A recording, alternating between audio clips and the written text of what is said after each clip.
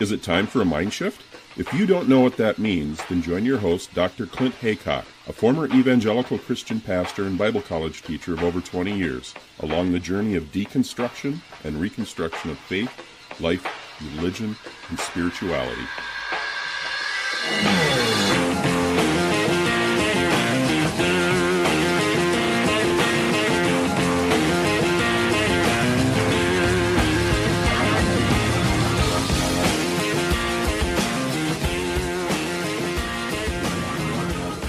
Hey everyone, welcome back to another edition of Mind Shift Podcast. I'm your host, Dr. Clint Haycock. We're going to be keeping it in the Great White North again. We're going back to Canada. This week I'm going to be bringing you a conversation with Neil604 the Canadian Atheist. You can catch him on YouTube. That's kind of his primary platform.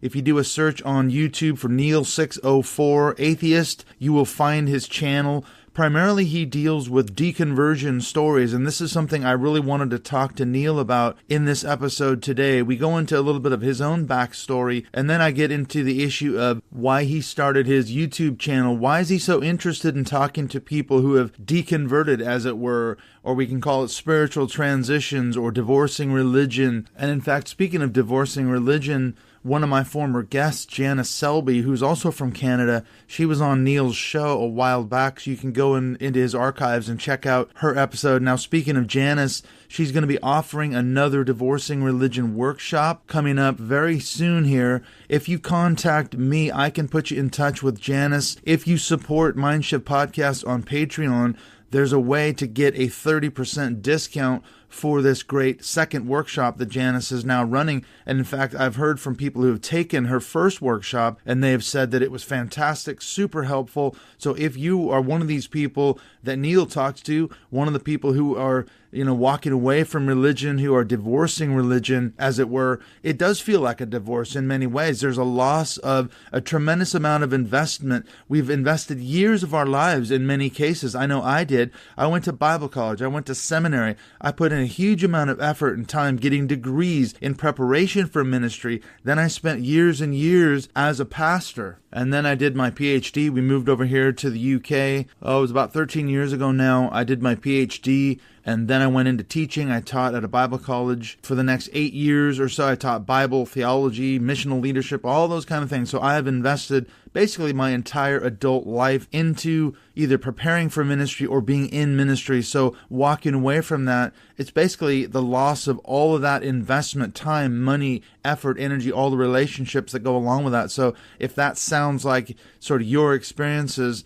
you've lost that social network, as it were, the community that you had as part of the church or whatever religion it is that you've left behind, then you'll understand. And this is something that Janice is really good at helping people do. Now, before we get into the conversation with Neil, I wanted to say a couple of thank yous. You may have noticed there's a new introduction tune, a new great riff at the beginning of this podcast. And for that, I want to give a big shout out to John Amor. Or I guess it could be pronounced John Amor, I'm not sure. But either way, I want to give John a huge thank you for providing me with a great intro riff for this show. And if you want to look him up, he spells his name Jonamor.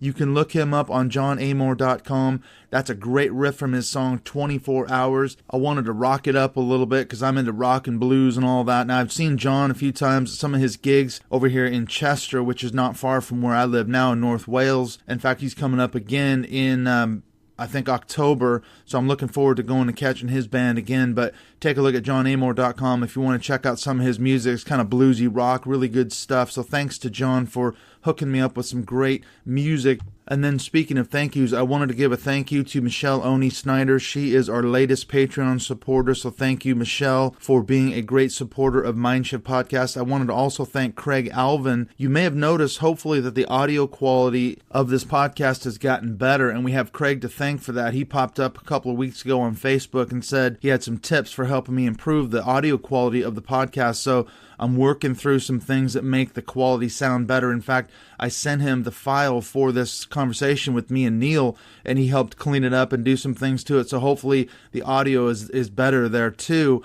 Now, coming up next week, we're going to see if that's the case, because I've got an interview with Ronna Russell. She is the author of a brand new book that's just come out called The Uncomfortable Confessions of a Preacher's Kid. We had a fantastic conversation, and I hope the audio quality is a lot better for that, because Craig showed me some tips on how to record directly via Skype instead of doing it like I used to do it. So thanks again to Craig Alvin for hooking me up with some great tips and advice on how to improve the audio quality of this show. All right, so let's go on into it. I want to bring you now this conversation with Neil604, the Atheist from Canada.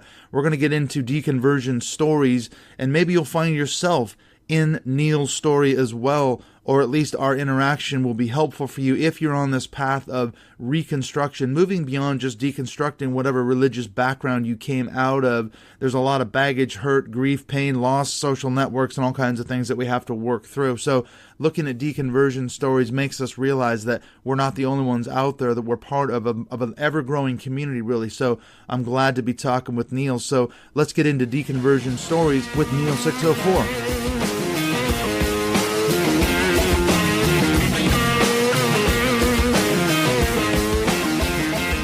All right, I'm so happy to be joined by Neil604 the Atheist. Now, you were telling me what the 604 refers to. Can you tell the listeners what is the 604 again? Yeah, well, Neil, the 604 Atheist, the 604 itself is representative of the area code for where I live, which is Vancouver, British Columbia, Lower Mainland area. Right. It's the original area code pretty much for all of BC until they decided to split the area codes. Now they have 604, which is merely the Lower Mainland, and now it's 250 for anything outside of the Lower Mainland, and there's some other ones too, like for different cell numbers and stuff, like 778, etc. So there's a bunch now. But 604 is the original, and that's when I was born. That was the only one that was available at the time. So that's you, Neil 604. You're not the first Canadian I've had on this show, but for some reason, I mean, I don't know if you've met David Hayward, the Naked Pastor, but he was just on the show recently. He's been on a couple times. You had Janice Selby, who's the Wise Counselor, on Twitter. That's her Twitter handle. And I know she was just recently on your YouTube channel just a few weeks ago. People can look that up if they want to see your conversation with Janice. Or Divorcing Religion, I guess that's another handle. I've seen the after party and some of that stuff on your YouTube channel. I'm really interested to talk to you because you're really focused on deconversion stories. And I want to get into why that is and what you've learned from talking to different people. You said you've had Jehovah's Witnesses, ex-Mormons, ex-fundamentalist Christian. So I'm really interested to find out about that. But what's your own story? I mean, were you born an atheist, obviously, or were you did you deconvert out of Christianity or some other religion? What's your backstory? Well, for me, basically, well, first and foremost, everyone's born an atheist until they're indoctrinated into some sort of a belief system. Yeah, that's a good point. I was born, interestingly enough, a little side note to the story is I was conceived in the back of a 57 Chevy, which is odd. Classic. Because my father that I grew up with after being adopted, he had a 57 Chevy that he was going to hold on to for his firstborn son to inherit after he was done with it. And that was supposed to be you. So it's kind of a little weird synchronicity sort of thing there. But anyways, I was born to a Christian couple whom I've met, by the way. I met them in the year 2000. And they were too young, and my birth father's mother was very staunch Catholic, so this whole having babies before marriage thing was a big no-no. So I ended up being put up for adoption and was brought home to my adoptive parents, which were Jewish, on Halloween Day. So basically, I was raised in the Jewish faith, and I grew up, going to Hebrew school and learning all the old biblical stories like David and Goliath. And I remember being young and thinking, wow, this is really neat stuff. But I also kind of remember thinking that it sounded mythological, like a lot of the other stuff that I'd read and heard about, like Greek mythology, Roman mythology. But I still thought, I guess I'm still a believer because I didn't really know much else, right? So I stuck with that up until about the time I had my bar mitzvah, and I used to have conversations with God all the time, which to no avail, obviously. But once I started studying for my bar mitzvah, I got a little bit more in depth, and I started looking at other world religions and stuff too at the time, and just came to the conclusion, no, this stuff can't be real. There's just no possible way. Snakes don't talk. Donkeys don't talk. You're talking about books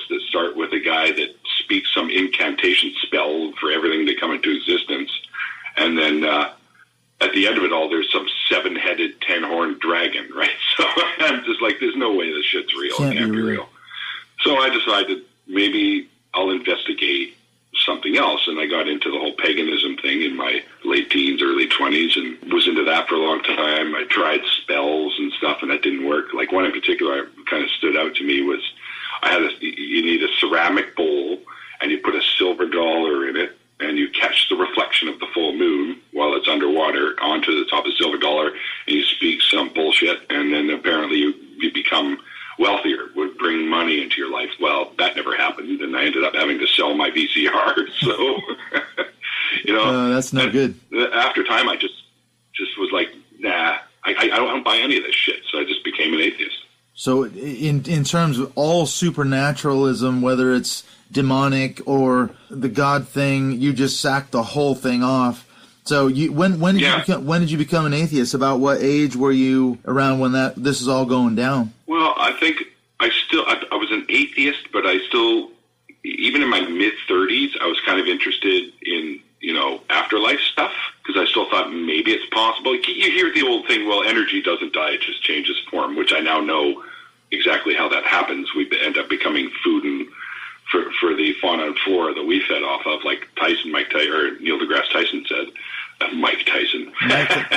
Anyway, and I now know that that's the case. But I wanted to be a ghost hunter at one time. I was going to run around with cameras and try and catch ghosts and stuff like that. Was this after seeing Ghostbusters or what? Probably, yeah. And I guess probably right around just before I kind of hit 40, I decided that stuff started to slide and wane too. And I would say I finally came fully and completely out of my beliefs like that, probably about my mid-40s. So really, or maybe even early. So really, it was quite late. But quite late in the game. I explored all possibilities, we'll say. It seems like, I was just thinking about Penn Jillette.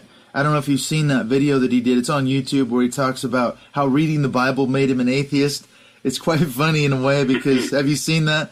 I think he was in high school, and his parents made him go to youth group every week, and every week he'd go home, read the Bible, and come back with more questions for the poor youth pastor, and he couldn't answer any of them, And I think it was a similar kind of journey, what you've sort of described. It was actually, ironically, somehow reading the Bible and going, wait a minute. It's funny because when you hear those stories again, when you've stepped back away from it, some of them seem just really hard to believe that we ever believed that. Well, I don't know about you, but I came out of evangelical fundamental Christianity. I used to preach it, I used to teach it, and now I hear those same stories. I think, what the hell? Where's the morality here? What I don't know what the lesson is or what, but somehow it's got to apply. In the Christian context, every piece of Scripture, and I think this is where they run into trouble with some of those real problem passages. How does a passage talking about genocide, how does that apply to the Christian life today? They're going to struggle to figure out how to come up with an application. They got to defend God in that sense, and then somehow it applies. I don't know. Yeah. They have to twist themselves in knots, as far as explaining these problem passages. I don't understand it myself, but I was drinking the Kool-Aid, man. I was, I was in the whole thing. But why are you so interested in the deconversion side of it? You're saying you've talked to people who've come out of different faiths. Why did you start your YouTube channel, and what's that all about? Well, once I started noticing these atheism YouTube channels, I would started, as many of us do when we come out of the belief systems, we start just, gorging on these things for more information on how people wrestle with their beliefs and how they free themselves from their beliefs. And I always found that sort of fascinating in its own right. So after seeing many, many people who I eventually got to know, like Godless Cranium, Godless Engineer, Caitlin, and many more, objectively Dan, Anthony Magnabosco, Aaron Ra, stuff like that, I'm like, you know what? These guys are always saying you need to use your voice. So I thought I'm going to start my own channel, and I'm going to attack. I like talking to people, so I'm going to do something that allows me to do that, yet still hear how people freed themselves from their previous beliefs, and which I find fascinating, like I said. So I just thought it was the best medium for me, at least right now. Anyways, I do have plans for future ideas for the channel later, but just hearing these stories has always been kind of intriguing to me, and I think since I haven't seen too many deconversion story type channels, so to speak, I've seen people tell their stories on their channels, but I really only noticed maybe a small handful of these kinds of channels, and I thought, well, that's it. I want to do this. Maybe I can make a splash so that people will tune in, and people that are on the fence or having doubts or questions can hear these stories, and it might help them. Maybe someone can identify with some of these stories that I've been hearing and say, wow, okay, well, it was kind of tough for them to leave, but they eventually made it through, because you hear all kinds of horror stories about family members excommunicating family members and friends dropping friendships, which I never understand. I don't care what you believe. Your friends and your family should be the most important things in your life. But of course, as you know, they teach that God and Jesus or whoever, Muhammad, whoever, should be the most important, right? But which I've always said in the back of my head, well, demonstrate that the fucking things, these things even exist first. Yeah, and then tell me I should make them important. And obey this deity and serve it, worship it, whatever. Now, have you found any common threads from religion to religion to religion? Because something that I've been discovering, talking to an ex-Scientologist on the podcast a few weeks ago, and he said that what he's finding is that when he talks to people that have come out of various religions, once you strip the ideology of that particular religion away, what you find is the psychological tactics that were used within that particular religion are universal. And this is what I'm finding is that in studying the way that cults work, I'm finding that both evangelicals, fundamentalist Jewish, Islamic, Mormons, Jehovah's Witnesses, Scientologists, they all use a similar sort of playbook. Is that what you found as far as the recovery side, as people are coming out, having to deal with all that, the psychological stuff? Yes, absolutely. I mean, there are commonalities, but there are also a little bit different too, right? Because if you talk about Orthodox Judaism, which I just interviewed a fellow recently about that, the Jews don't believe in hell, yet a lot of the other fundamentalist belief systems do have hell, and that lingers. I found the whole hell thing for many fundamentalists is one of the hardest things to let go. But there's guilt. There's you're not good enough without, things that they put onto people, which is tough to break. I mean, when you've been told that you're not so much worthless, but you're not worth as much without God in your corner, it's really hard to free yourself. Yeah, you're a sinner, especially the Christian theology. You're actually born a sinner. So as you said, you're born an atheist, but actually in Christian theology, no, you're already bound for hell before you've even started the first breath. You're on your way to hell, kid. And we grew up in church hearing that line. You are a sinner bound for hell. You were born into sin because of something Adam and Eve did in the garden thousands and thousands of years ago. It's apparently nothing to do with me, but it's got everything to do with me. You talk about religious trauma. That's a big one. That's something that David Hayward and I talked about, a fellow Canadian of yours. But we talked about, he deals with a lot of ex-evangelicals, because both of us we were both pastors in evangelicalism, and we have a lot of people that we both relate with on Twitter, Facebook, that come out of that scene. So that's what we know.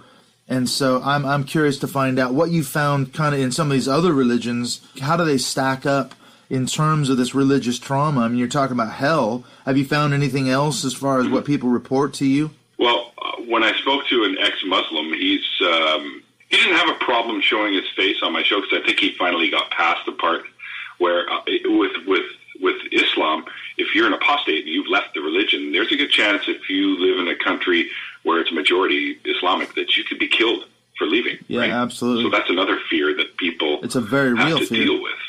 Yeah, it's not a phantom fear. It's absolutely the case. It's more than just being shunned. Your life could be in danger. It's a big step, massive step. And that's, to me, it's one of the most appalling things about these belief systems. And at one time, Christians, it was the same way. If you left Christianity, you could be killed. But that was, before the reform of Christianity, obviously. Have you gotten into the kind of the new atheism, the new wave atheists? Where do you fall in that? Because I had a guy named Hector Avalos. I don't know if you've come across him, but I know the name. Yeah, he's written a lot of books. The End of Biblical Studies, The Bad Jesus but he's very much into the scholarly end. I wouldn't recommend The Bad Jesus for someone who's just looking for a light read. I mean, he really gets into the details of it, but he's one of these, what he called the new wave atheists, where what they're talking about is the dangers of religionism, which is kind of what you're describing, is it? They're saying, let's just step back and look at the dangers that religion has literally done to humanity for thousands and thousands of years. Strip away the ideology, look at the dangers of religionism. We need a world free from that kind of stuff. So that's where they're going from more of an academic point of view. But I don't know, where do you align? Because I know there's more than one type of atheist, isn't there? I'm not sure, because I'm not in that world necessarily. I haven't gone quite that far yet. I'm more of an agnostic, I think. I'm not sure what I believe yet, but it's a work in progress. Yeah, for sure. There's many that are like you, too. I'm definitely an atheist. I consider every deity ever thought up by man to be in mythology. So you got to think, man, there was times, in the past where if you didn't follow along with the majority of the people were going, you were tortured or killed or whatever, burned at the stake or hung from a tree, right? And even though that's not so much carried today, there are still some harsh penalties if you don't follow the pre-programmed doctrines that you are fed from youth, right? So, well, as you said, that's what indoctrination is. They get you while you're young, and they teach you this way, and if you falter from it, you're either excommunicated or harsher things, too. Even in Islam today, too. Still, yeah, I was going to say. It's pretty harsh. I mean, in some of the Taliban-ruled areas of Afghanistan, you could be stoned if you're a woman for any sort of religious crime, can't you? And it's incredibly harsh if you're a man and you shave your beard. So if we were to shave our beards off, if we were, not going to happen. Yeah, it's not going to happen for me, but I'm still growing it out as long as I can get it. But in some of those very fundamentalist Islamic countries, men have to have beards. If you go out in public without a beard, you're in danger of being stoned and publicly executed. And this is in the name of religion. Judaism has it too. That's why I see a lot of the ultra-religious Orthodox Jews with the beards and stuff like that. Yeah, they don't cut and they have the ringlets. Twirly thing, the payas, that's what they're called. Yeah. Actually, when I lived in Israel, it's still practiced like the ultra-religious Jews, which there's a branch called Hasidic. Yeah, Hasidic. Very Orthodox. When I was in Israel, in Jerusalem, and we walked through the area where they live, on the balconies you can see buckets, and in these buckets are stones. And if you walk by and you're smoking and it's, say, Shabbat, they will throw stones at you from their balconies. You can actually buy T-shirts at what they call the shuk, which is the marketplace in Jerusalem, that say, I got stoned in Mea Shearim. And it's not it's a thing. It's a real thing. Well, I don't smoke, so I might be on safe ground there, but, man, that is unbelievable. Well, I've seen there's the clip in the Bill Maher movie, Religulous. I'm sure you've seen that movie, but where he goes to Jerusalem, and this cracks me up as he's talking to that guy who's selling all these implements to help people get out of work, quote unquote, on the Sabbath, Shabbat, and it's so legalistic. I can have a machine that dials a phone number for me, so I'm not working on the Sabbath. It's just a wheelchair that's powered by compressed air, so I'm not working, but I need to travel from A to B. It's such a legalistic system. I can't get my head around some of that, but it seems to be human nature.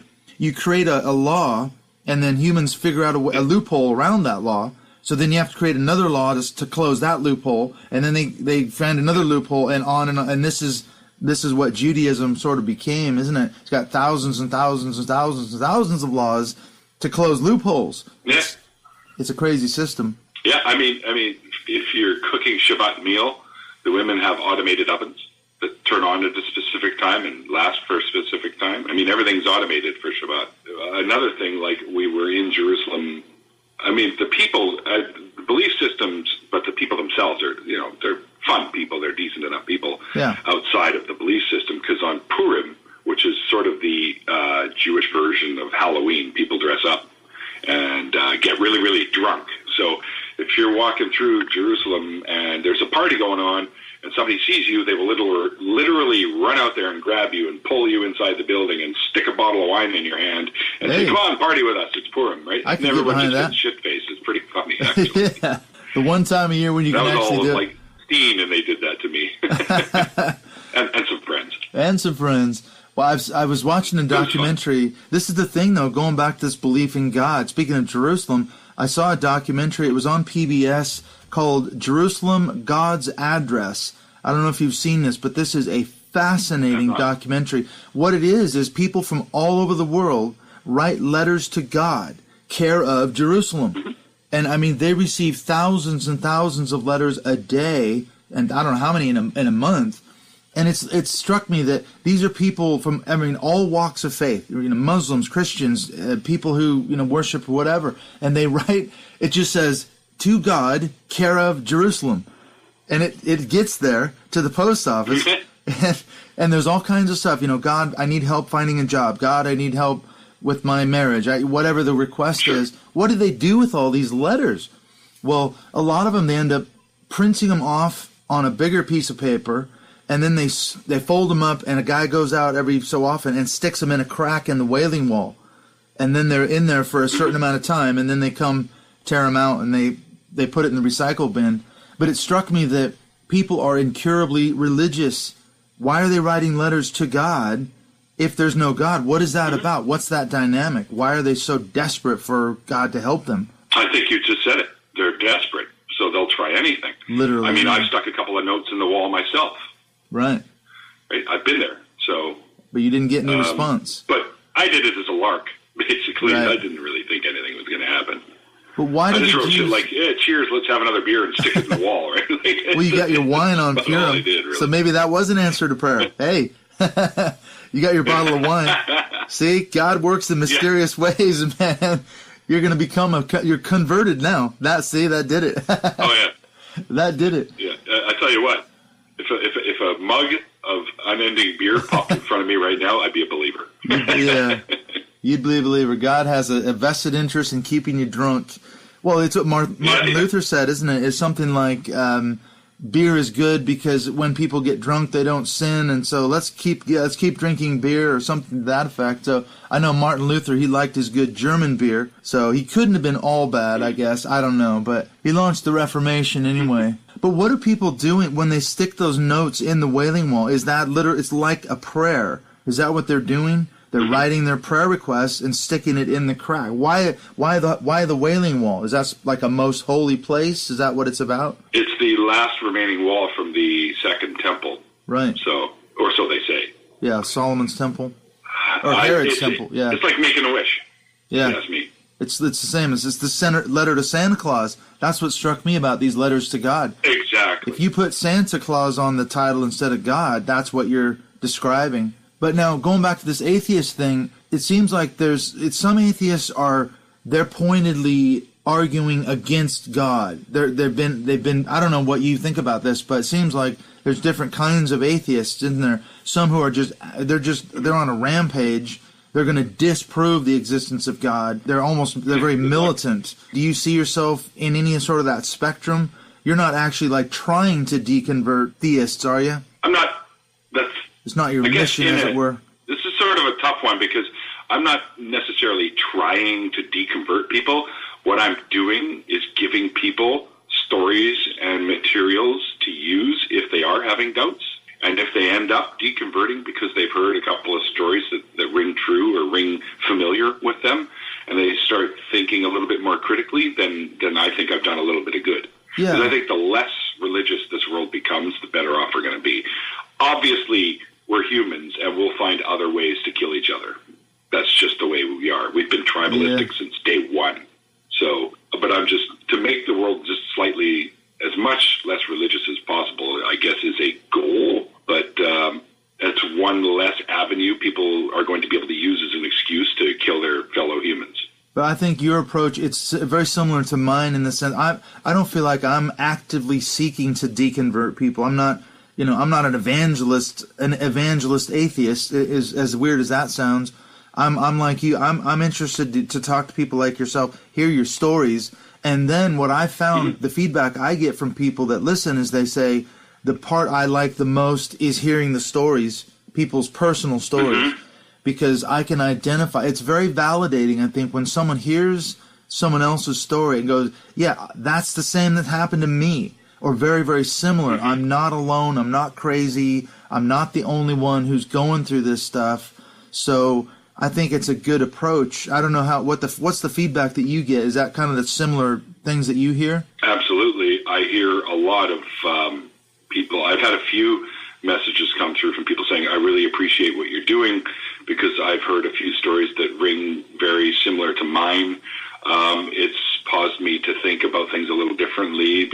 Once somebody else told me how they dealt with it, through your stories. I've had a few people tell me that. So when you hear feedback like that, it's very, it makes me feel good, because at least I know that what I'm doing is helping at least somebody, right? So at least one person tell you out there. that listening, when you hear people tell you that, that's when it's okay.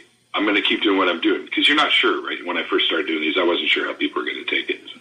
Have you gotten any pushback from like Christians, Jews, Muslims, anyone who's come after you? Have you gotten trolled anywhere? Once or twice, but I ignore them. Just blow it off. People, you should come out and debate me. I'll set you straight. And I'm like, dude, in my mind, there's no debate. So what would I be doing? What are we debating?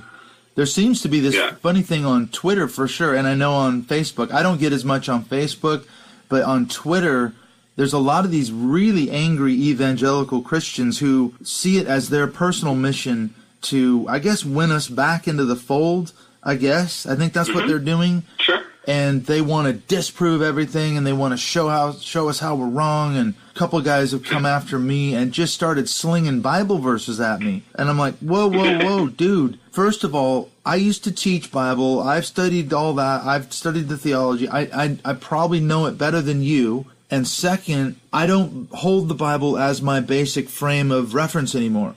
I don't see it as an authority like you do and like I once did. So there's no point. What are you trying to prove by just throwing proof texts and proof texts and proof texts at me? It's not going to work, and that doesn't stop them, of course, because they have this view of the Bible. It's inspired, it's inerrant, it's a holy book. Somehow it's got its own power, so that by just reading that verse, it will actually impact upon me, and I'll see the light.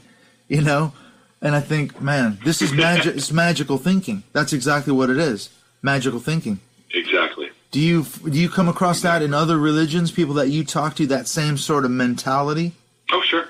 I mean, if you think about it, every religion or religious belief style, even some of the ones like Buddhism, they all carry their weight of woo, is what I say, right? They all have their supernatural elements to it, which no matter how hard they try, they just can't seem to demonstrate in the natural world. So that's why you just push it aside. It's like, well, if you can't see, knowledge is always demonstrable. Anytime someone says, I know something, they can demonstrate how and why they know it.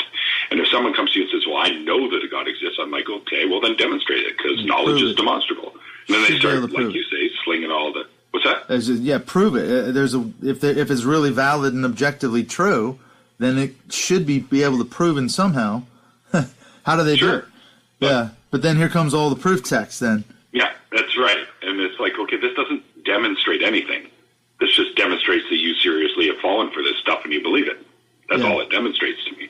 It's demonstrating their presuppositions. And that's the whole thing, isn't it? If you accept the rules of the game as they define it, then they've won in a sense, because you have to say, okay, I admit that your sacred text, whether it's the Quran or the Torah or the whole Old New Testament, whatever text it is, if it's sacred, if it's got authority, then I have to submit myself to it, apparently.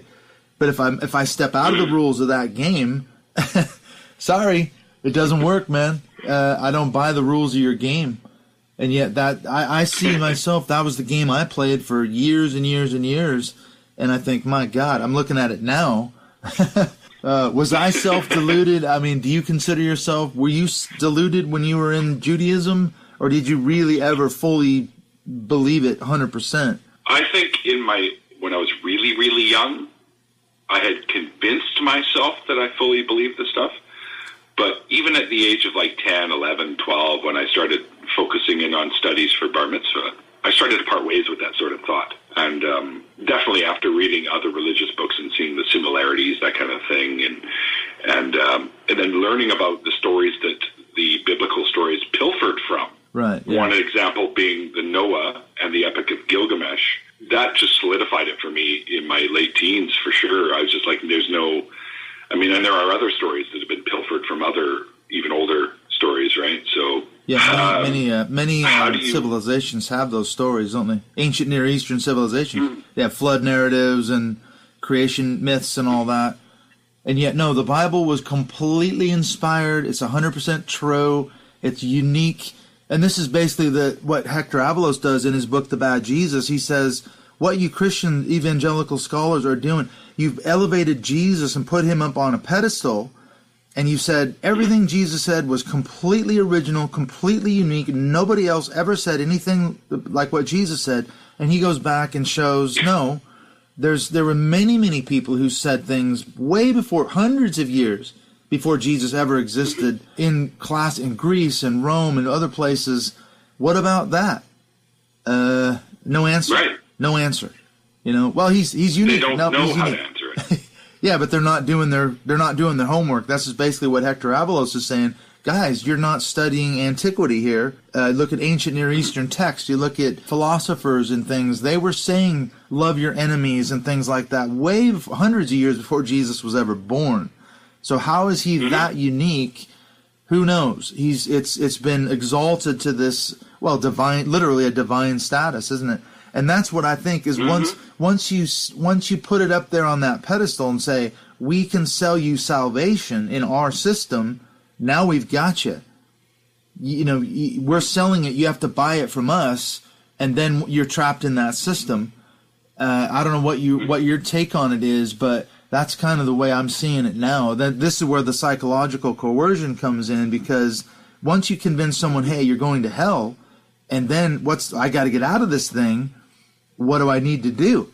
Well, let me tell you all about it. And that's a universal thing in many religions, isn't it? Absolutely. I mean, they'll come to me with, I've had JWs show up at my door. I've had Mormons show up. And, just like you said, we have the salvation that we want to sell you from this situation. I go, well, dude, you know what? I don't believe the situation, so I don't need your salvation. Exactly. You're not playing the rules of that game. They're so fervent about it and so indoctrinated in their cults. This is something I've talked to now ex-Jehovah's Witnesses. I've got a couple of ex-Mormons coming up.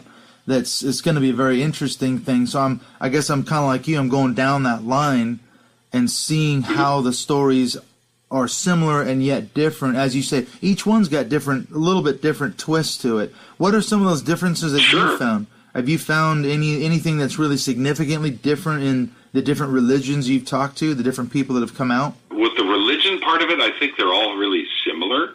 Right. I think it's just the day-to-day things of each of the people that I've spoke to, like just their lifestyles are really, truly the only real differences, I would say, because I found that most of these stories go one of sort of two ways. Like either everything after they've deconverted turns out it's okay, the family gets it, or they tolerate it or whatever, and nothing much changes except that now this family member of ours is now an atheist and the rest of us are still religious. Or I find that they go down some traumatic where the family disowns them. They're literally I've even had one guy that kind of was sort of ushered out of the little town that he lived in because they didn't want to accept him there anymore. Wow. Literally kicked out of town. So it's either an amicable split. It's like a divorce almost. You either have an amicable split or an extremely bad one. And although there have been middle-ish ground where you only lost a couple of friends as opposed to all of them or whatever, right? Yeah. But for the most part, I think the only differences are who they were outside of that, really. But the religious part and the separation from it carries quite common themes, at least as far as I found. Well, that's a good analogy. I think that's why Janice has that Twitter tag, Divorce Religion, because like a divorce, there's a lot of emotional fallout, isn't it, that comes along with that. When you've been with somebody for 10, 20, 30 years, and then you split in a literal marriage that's ends in divorce, you don't just shake hands and walk away. I mean, you've committed decades of your life to this person. You might have children. You've invested so much time, and you've got to deal with all that stuff and go through all the trauma and all the hurt and all the the grief of loss and everything. And then, as you say, there's a social cost. You've got people who disown you, in some extreme cases shunning, or even in the case of, like you say, your extreme Islamic context, you could be in danger of being killed So yeah, there's definite differences, isn't it? That's an interesting perspective. Sure. What have you found in terms of your own mental health? I guess that's a way to ask it. Since you've walked away from all that, do you feel like your life is different in any way, better? So how have things changed really since you said, okay, I'm an atheist now? I think the biggest things that I've noticed is, I don't fear death anymore. As long as it's not painful, I'm pretty okay with it. Yeah, that would work. I found I have an interest in why people believe what they believe now, as I didn't so much before. But once I got out of these belief systems, it sort of now has kind of tagged along with me. It's kind of, okay, so I got out of this. I know why I believed what I believed. I am now interested in finding out why others either still believe what they believe or why they once believed what they believed, because I've had conversations like that with people too. So, yeah, I think that pretty much it. Other than that, I find there's nothing looming, it just seems. Like, when you were a believer, there was always something that was just like a shadow over you that was looming, and that's gone completely. So, like, I'm not afraid that someone's watching me while I masturbate anymore, that kind of thing, right? The surveilling God. Just like those little ridiculous things that you carried with you as a believer of whatever ilk are gone, all of them. It's so true, isn't it, that this surveilling God kind of image in Christianity, it's a very powerful one because, you have to, it's like God's always watching us in a way. I mean, I've heard this analogy, when you die, you're going to go stand at the pearly gates, and then here comes a screen and all these, basically a movie of your life is going to be replayed every minute you ever lived, everything you ever did, good, bad, ugly, whatever, every thought you ever had, because God, of course, knows all that, and He's recording it somehow. And, everyone's going to be watching all the shameful things we ever did on the big screen. It's funny. Yeah. It's funny, as technology advanced, you kind of wonder, well, did they start out with, like, somebody hammering shit onto a rock, and then VHS came along, and then now they've got DVDs up there. Like, how does it work up there? Did they advance too in technology, or do they have the ultimate in heaven's way ahead. We have yet to reach? It's funny because I don't know if you ever come across, there's a guy, his name was Jack Chick, and he used to write these little tracts, the Chick tracts. Chick tracts. Yep, Chick tracts. I grew up, because my mom actually worked in a Christian bookstore, and they sold Chick tracts in the bookstore, so I used to go in there when I was... Sold them? Yeah, they actually sold them. They were in the bookstore in a rack. This is going back probably... They're supposed to be free.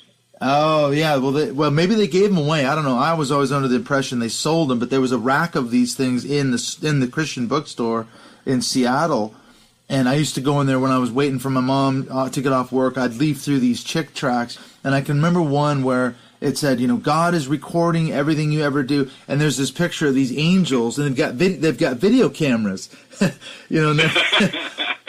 even as a kid, I remember thinking, now wait a minute, 100 years ago, that doesn't work, because there was no such thing as you say. They're just so. How does that work then? What were they doing 1,000 years ago? They didn't have video cameras. It's a modern twist on it, and then all that's going to be replayed, when we get to heaven.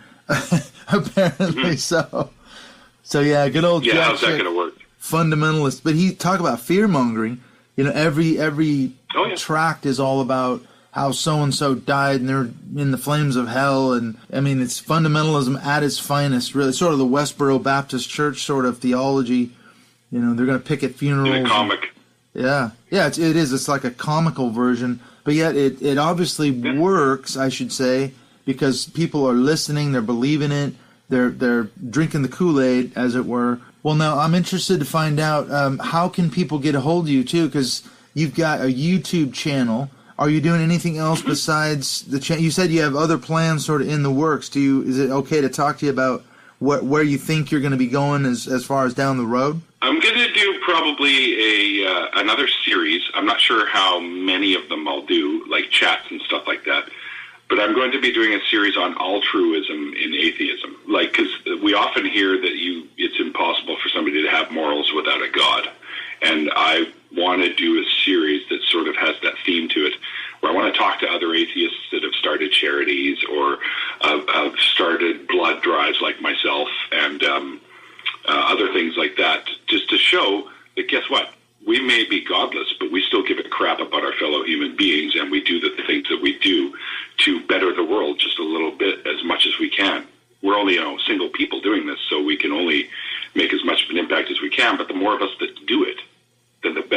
be. You know, I thought of a series like that. You're doing that, yeah. And then, I thought of possibly just talking about epistemology, like what we used to believe, why we believed it, like have little chit-chats about that sort of thing, too. And I've already got some people that are interested in doing that with me. And my friend Randolph Richardson and myself are starting our own version of a call-in show like Atheist Experience and Talk Heathen and Truth Wanted right up here in Canada. We're going to start doing that probably this coming summer. We've got some stuff already in the works. We're just looking for a location, and we've already got all the equipment that we're going to need. So we're going to be doing our own call, the first in Canada, by the way. Wow. Our own call-in show. There's got to be a Canadian atheist out there somewhere. You're the only Canadian atheist. How many people are in Canada? You know, you're the only two. I think you'll find there must be a few more. Oh yeah. Well, Randolph is the founder of Canadian Atheists. Yeah. So we're both members. They're going to be sponsoring the show and stuff like that too. So we'll see what happens. I was going to ask you about that too, because that is as you say, that's a common tag that's slapped on atheists. You're a godless pagan. You don't have any morals. There's no moral compass without a God. But yeah, of course, we find out that in my world, coming out of evangelicalism, Christians can be such complete assholes, you know. And I think, wait a minute, where's that loving God that you purport to serve? Why are you treating people so horribly? And then when you do good things, it's with a string attached. I'm either doing it to build a relationship with you to preach the gospel, or I am doing it to somehow earn brownie points for rewards in heaven. Whereas you have none of those sort of strings, do you? No, not at all. And I find it kind of funny. I can't tell you how many times I've had these, not so much debates, but talks with theists that literally say, you know, without a God, I'd probably just run around killing people. And, well, great. I wouldn't want to live in your fucking neighborhood. Yeah. What are you, a serial killer? What's holding you back? God's holding you back from I think they're going on a rampage? Yeah, fucking assholes. That's all they are. But how does that work in terms of morality? Okay, what's your answer to that evangelical that says, okay, Neil, you probably should be a serial killer about now. Where's the bodies piled up, man? You know, we got to start digging in your backyard. What stops you? I'm not telling you. What stops you from going on that rampage? You know, you don't have any moral compass. What's your answer to that? Do you need one? That one's actually quite easy. Okay, what do you say? Well, I used to think that, but what I tell them, I says, well, you know what? I don't want to be killed. At least not yet, not until I'm done doing what I'm doing here. Yeah. So why would I kill somebody else? Yeah, it's kind of golden It's really rule. that simple. Yeah. Why make it more complicated? If that's the world you want to live in, then you can help create that world. Hopefully, whatever that looks like, by being a decent human being. What sense of morals, you know, do you have to have? You have to have God to hold you back? I don't understand how that works. And I don't either. I don't either. I have to share this planet with tons of other human beings. So I'm going to be the best possible version of myself and encourage others to be the best possible version of themselves. And in that way, we can make this place better. That's the way I look at it. It's a simple philosophy. Well, and these are all the things that the church, at least coming from my background, that was all the stuff the church said they were going to do for us. Be the best person you can be. Be the person God made you to be. What I found is that in the church, in evangelicalism, your identity had to be suppressed, that you had to put the mask on. You actually couldn't be yourself because it was too risky if you opened up and said, this is really who I am and this is where I'm at. Oh, no. You can't talk like that. You've got to learn to become an actor. And so to me, it's the supreme irony that all the things that we were supposed to get out of Christianity for sure, they never delivered. And in fact, they handed us all kinds of traumas and bullshit that we have to deal with now. That's the guilt. I mean, the guilt, the shame, and all the rest of it, the surveilling God. I mean, where's the joy? Where's the peace in that? Where God's always watching you, man. These angels are walking around with video cameras, recording us all the time. You know, and that's what you were saying. The dangers of religion itself. Look what it does to people. Sure. It's a mind fuck. That's what David Hayward said. The whole thing's a mind fuck. And now we've got to recover from all that. So it's the supreme irony. I'm glad there's people like you out there that are doing what you're doing. You know, that's for sure, man. Back at you, man, because I think what you and I do helps people quite a bit. It really does. Often, I mean, if if you're feeling trauma from believing your religion, I often refer people to Recovering from Religion, the organization, because they can help a lot. It is such a supremely ironic thing. Why do we have to recover from religion? This thing that's supposed to set people free and empower people and make people better, it does the exact opposite. And so now we've got to deconstruct. Yeah, it can. That's a good question. Are there healthy religions? Would you say, was there anything that you would say, I have no problem with that? It's a healthy organization. Have you come across anything like that you'd actually direct somebody to? If somebody really wants to hold on to some sort of a religiously spiritual existence, I refer them to, even though there's still woo attached, I refer them to stuff like Buddhism or Jainism, right? Something like that. Yeah. I mean, I also like the Native American, South American belief systems too, where they're very attached to nature, right? So yeah. Well, and the mythologies are fucking awesome. They're really, really cool stories. Well, as a philosophy of life, I think that might be a big difference, isn't it? You're not saying, I'm going to follow this religion to earn my way to heaven or some celestial reward. I'm just going to follow it as a life philosophy. This is something my sister Valerie has found. She does this meditation podcast every morning, and it's very helpful for her just to center her. It's all about sort of, meditation. She's not praying to any deity. She's not doing any of that. It's just helping her to be calm and to find her center, as it were, every morning. And it's been hugely life-changing. And she's saying, look, it's not my religion. It's a philosophy of life. It's helping me. What's wrong with that? To be a better person mentally. What's wrong with that? It's a natural philosophy. Yeah. So there's no supernatural involved. Yeah, exactly. It's just a calming, centering sort of thing. Well, and the anxiety, the social anxiety that she had was from her time in religion. So that's helping her. That's not surprising. Yeah. So it's helping. And she said, because she's come over here every other year. She's come, and we're both huge World War I buffs. That's my kind of area of interest. And so because we live here in the UK, we go I go every year to various different parts of World War I battlefields and places like that. In fact, as a Canadian, we went to Passchendaele last year. I don't know how much you're into the history of it, but these are all very important places to Canadians, aren't they? Langemark and places like that. We went there last year. But she was saying that talking to strangers, she could never do that before. Which I love talking to strangers. I'll talk to anybody anywhere. I think you're probably the same way.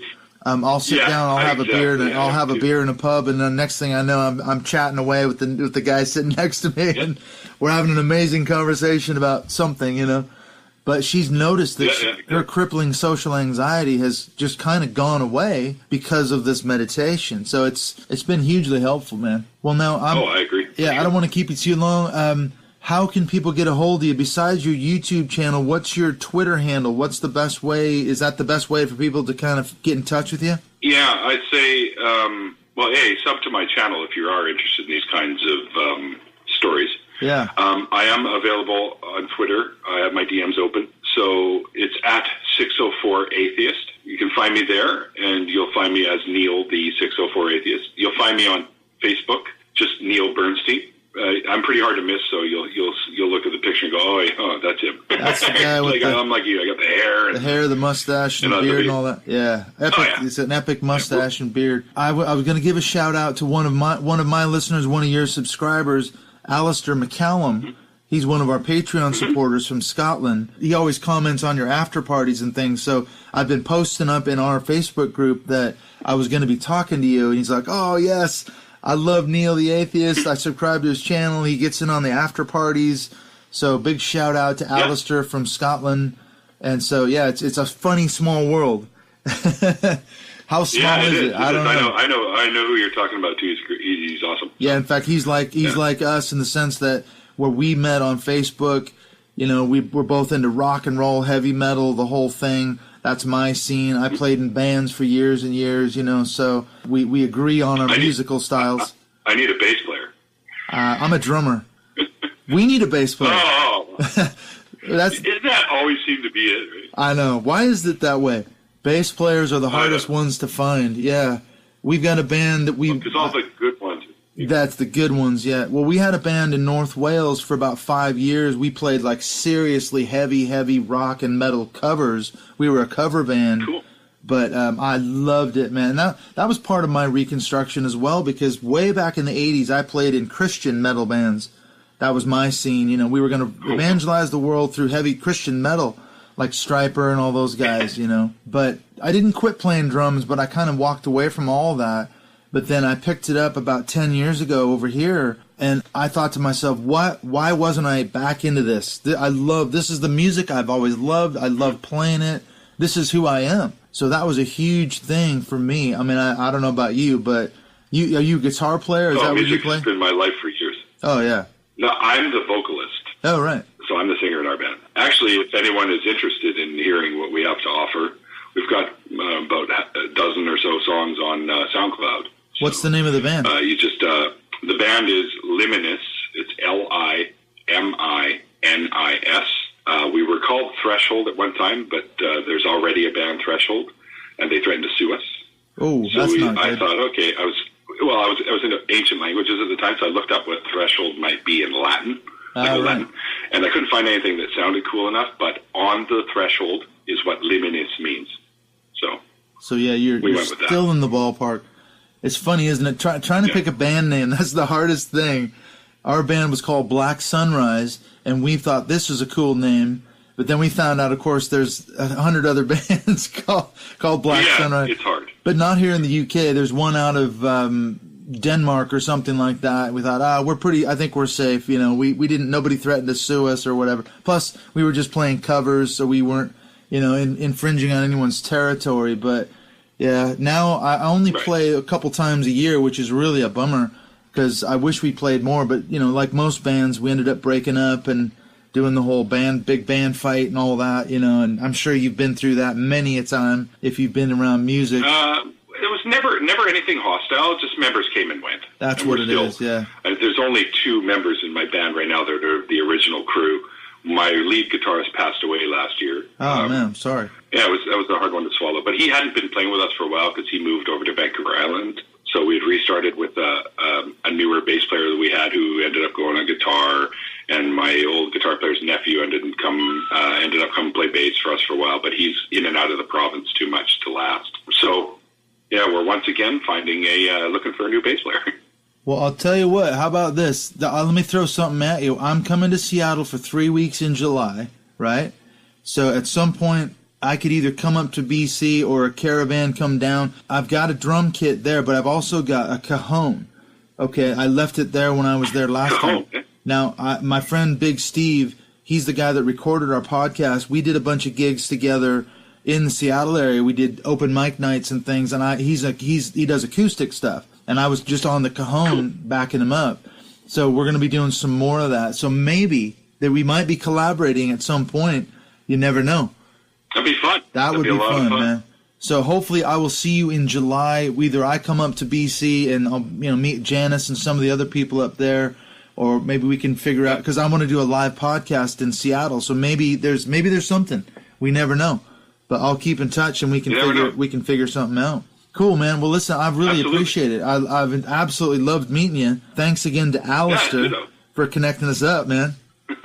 Yeah. Yeah, it's been fun, man. I've enjoyed the chat. Oh, yeah. Okay, so I will definitely be speaking to you again. Maybe I'll see you in July. No, there's no maybe about it. We got to do it. We got to hoist a pint. Well, we got to play some music. Yeah, fuck yeah. Oh, yeah. That's not even a question. Okay, we'll do that for sure. All right, cool, man. Thank you so much, Neil. I will see you in July. I'm not even going to say maybe. It's going to happen somehow. It's going to happen, man. All right, cool. Oh, yeah, for sure.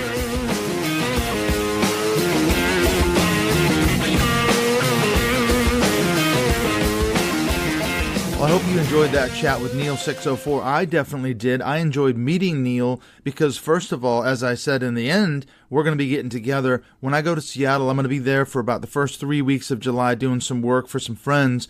And one of the weekends, I think the 12th, 13th, 14th, right around there, we're going to be making a trip up to BC. Me and my sister Valerie, actually, she was on the podcast a few times, so she wants to go up and meet Neil as well. So we're going to make a road trip up to Canada. We're going to meet with some people. In fact, I'm going to be meeting Janice Selby in person for the first time, so I'm super excited about that, getting to meet people that are part of this podcast. Stacey Ray, I think, is going to be there as well. Some other people from Canada are going to come around.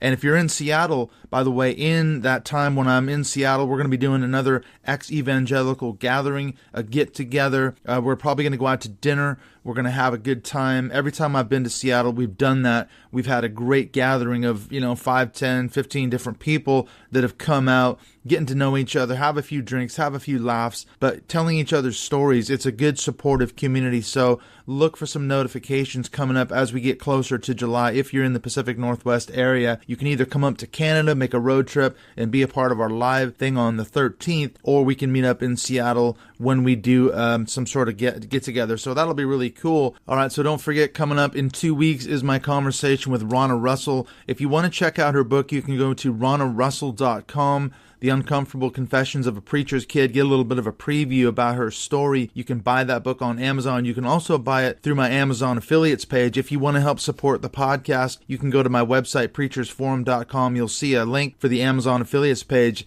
and I'll put her book. If you buy it through that, you'll get it at the regular Amazon price, but I get a little bit of a cut, and it helps support the show. So that's another way you can do it, and also support people like Ronna as well. Now, if you've been following the show at all since January, you know that I've been doing a lot of things on the world of the cults, and in fact, this is something that Ronna and I do get into, in particular the psychological damage that is done to people by both evangelical as well as mainstream churches, religion, cults, all those kind of things. We're going to be keeping it in that world as we talk about her own experiences and her own reconstruction. And in fact, while I'm thinking of it right now, I'm just going to mention that I put a video up on Patreon, another one of my Reconstruction After Deconstruction courses, which is available for supporters of this show. And also there's another bonus episode sitting on there right now, which is about how cults maintain control, how it is that cults operate, how leaders function to control and manipulate their followers. So these are helpful resources. And again, these are great rewards for people who support the show on Patreon. Now, I've got a couple things in the works as well. I missed, unfortunately, the window of opportunity to talk to the guys from the How to Heretic podcast because they're both ex-Mormons, so that's a really interesting one. So I'm looking to get those guys back on the show at some point. One of them had to do a business trip, so he's unavailable right now. So that's going to be coming up, as well as I'm still working on getting cult expert Stephen Hassan on the show. He's been working on a project, so unfortunately he's had to push back our scheduled recordings a couple times, so I'm still working on that. I've got some other things in the works, so stay tuned for some really good content. You can also check out some articles that I've been writing on medium.com. There's some stuff. I wrote an article called Is Evangelicalism a Cult? And that's an interesting one that kind of unpacks a lot of the things that I've been learning about, again, the psychological and other sorts of damage that evangelicalism does to people, and how to recover from that, how to unpick the conditioning, which is hugely important to do if you're going to recover. So look at that on Medium as well. I'll put a link to that in the show notes. All right, so I'm going to let you go. Thanks for tuning in to this conversation with myself and Neil604. I'll catch you in a couple of weeks with Ronna Russell as we talk about the uncomfortable confessions of a preacher's kid right here on Mindshift Podcast.